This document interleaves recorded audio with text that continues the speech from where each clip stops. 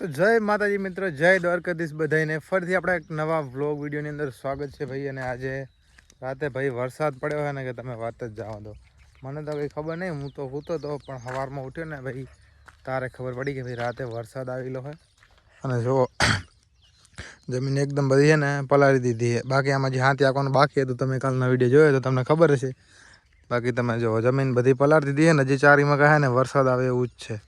આમાં આપણે વરસાદની તો હાલ જરૂર જ છે આવે તો, કારણ કે બધામાં પાણી આપણે ના પાવું પડે. તો જો હાલ તો હું ખેતરમાં ને આંટો મારતો હતો ને, હવે જવું ડાયરેક્ટ વાડીએ.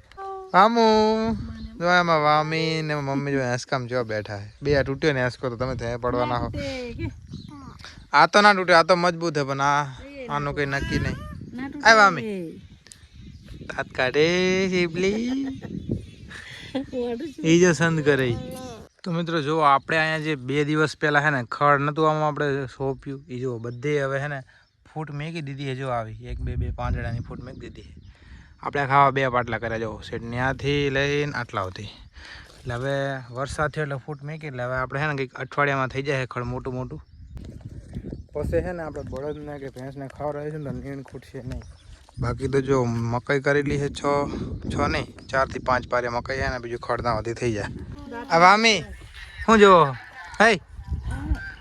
તો મિત્રો જો ભાઈ અમારે બીજું કોઈ વ્લોગ જોવે કે ના જોવે, એમાં વામી વ્લોગ જોવે જો એના વ્લોગ જોવે હે. તો ભાઈ આપણે કામ ને નકરું કામ. જો પાહુ દાંતેડું હાથમાં આવી ગયું હોય. આપણે આ કપામાં પાહા જ્યાં આવા ખાલા દેખાય ને મોટા ને, આ ખાલા બુરવાના આખા ખેતરમાં. હવે કંઈક ખાલા છે માંડું છેડે પગીશ તો 5 કપાસ અમારે મેકવા પડશે. લાઈટ કપાસ દો લાવરા ભાઈ હાથે ગારાવાળા થઈ જાય હાથમાં. આટલે તો આખું ખેતર ફરી વરીશ તું ખીચામ નાખ દે. હા ભાઈ ખીચામ નાખ દો. તો મિત્રો જો આપણે અહીંયા ને જો કપાસ સોંપતા હતા અને આપણે અહીંયા કપામાં ને જો ઢીંટોળી વિયાણી છે ને કંઈક જો 4 ઈંડા છે. તો મને લાગે હવે ફૂટી જશે. આપણે આ હે ને બધી રીતે જો આને જારીને રાખે. કાલે આપણે અહીંયા હાથી આંકતા હતા ને તારે અહીંથી ઉપર લીધું હતું હાથી, અને જો ઓલી એની મહાનગરી બોલ બોલ કરે. આપણે જો હાથી આંકવાનું ભાઈ ચાલુ છે, ફરીથી આપણે આંકવાનું ચાલુ કરી દીધું, કેમ કે કાલ વરસાદ આવ્યો હતો ને એટલે પાછું લીલું થઈ ગયું હતું. ભાઈ આપણે કામ કરતા હોય ને વરસાદ ના આવે ને એવું તો કોઈથી બને જ નહીં. આમ તાકો વરસાદ ચાલુ થઈ ગયો હોય આપણું હાથે જલ્દી એટલે શેઢે પહોંચી જાય ને તો સારું છોડ નાખે એની કપાસ ડટી ગયો હે. આમ તાકો વરસાદ ભાઈ ચાલુ થઈ ગયો હે. ભાઈ ઉતાર રાખો લગાવીને પલાળવાનું થાય. આમ તાકો જેવું સડી રહ્યું ઓલી બાજુ. જો ભાઈ ધીમો ધીમો વરસાદ ચાલુ થઈ ગયો છે. ના આવે તો મારે તેમ લાગે રોજ પથ્થર ખાડે 4 વ્હીલ જેવા ઊભી કરી દીધી છે ભાઈ. થોડો હા કાલે આમ જ થયું હતું ને, કામ કરતા હતા ને ગારો કરે વરસાદ આમ બહુ પડે તો હજી આવશે. જો વાહે ચડી રહ્યું તો જો ભાઈ ઉલહીને વરસાદ પડતો આવે ડુંગર દેખાતો જ નહીં લગારે આપણે ઉપર આવી ગયો. હા એટલા સુધી આવ્યો વરસાદ. હવે આમ તાકે હવે ઈ ખોણે જ હતું ખાલી.